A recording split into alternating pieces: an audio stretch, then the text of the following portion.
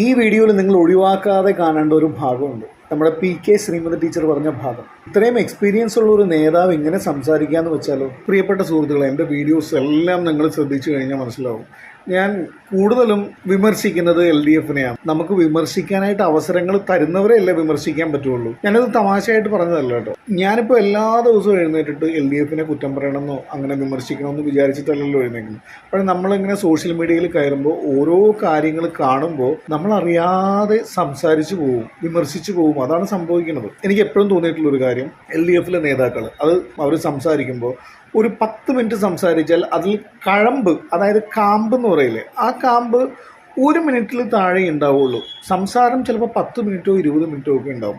നമുക്ക് മനസ്സിലാവാത്ത രീതിയിൽ എന്തൊക്കെയോ എവിടെയൊക്കെയോ പോയി കറങ്ങി തിരിഞ്ഞു വന്ന് അതിൻ്റെ ഇടയിൽ എന്തെങ്കിലും ഒരു കാര്യം ഉണ്ടാവുന്നല്ലാതെ ഈ 10 മിനിറ്റും 20 മിനിറ്റും സംസാരിക്കുമ്പോൾ അത് മുഴുവനും നമുക്ക് ഇൻഫർമേഷൻസ് വേണ്ട, പക്ഷേ ഒരു പകുതിയെങ്കിലും വേണ്ടേ. ഞാനിത് പറയാൻ കാരണം എന്താണെന്നറിയോ, നമ്മുടെ ഇന്ദിരാ ഗ്യാരണ്ടിയിലെ സ്ത്രീകളുടെ സൗജന്യ യാത്രയുണ്ടല്ലോ KSRTCയിൽ.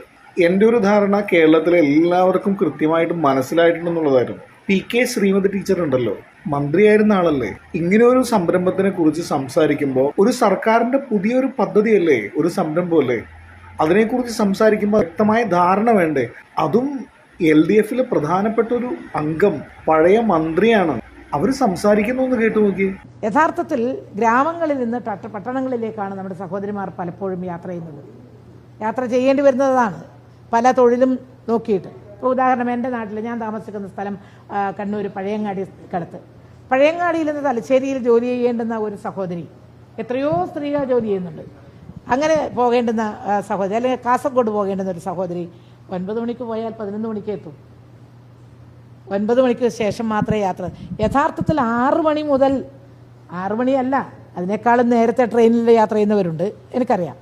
എന്നാലും എങ്കിൽ പോലും 6 മണി മുതൽ 6 മണി വരെ എന്നെങ്കിലും ഈ ജോലി ചെയ്യുന്ന സഹോദരിമാർ, യാത്ര ചെയ്യുന്ന സഹോദരിമാരുടെ ഒരാവശ്യവും അവരുടെ നെസസിറ്റി, അതൊരു വളരെ അത്യാവശ്യമാണ്.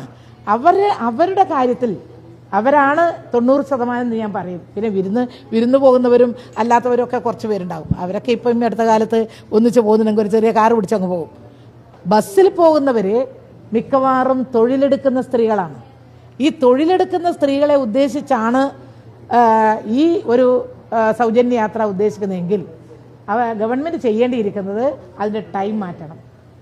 അതിൻ്റെ സമയം 6 മണി മുതൽ 6 മണി വരെ ആക്കണം. എങ്കിൽ 9 മണി മുതൽ എന്ന് പറഞ്ഞു. ആണോ?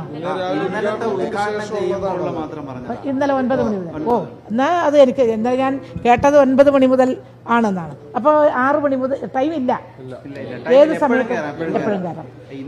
അത് അങ്ങനെയാണെങ്കിൽ അത് സോറി, അതെനിക്ക് വന്നിട്ടുള്ള ഒരു തെറ്റിദ്ധാരണയാണ്. ഇന്നലെ മാത്രം 9 മണി മുതൽ. അത് അങ്ങനെയാണെങ്കിൽ അതിന് ഞാൻ സ്വാഗതം ചെയ്യുന്നു. എൻ്റെ പൊന്നു ടീച്ചറെ, ഒരു മന്ത്രിയായിരുന്ന ആളല്ലേ ടീച്ചർ.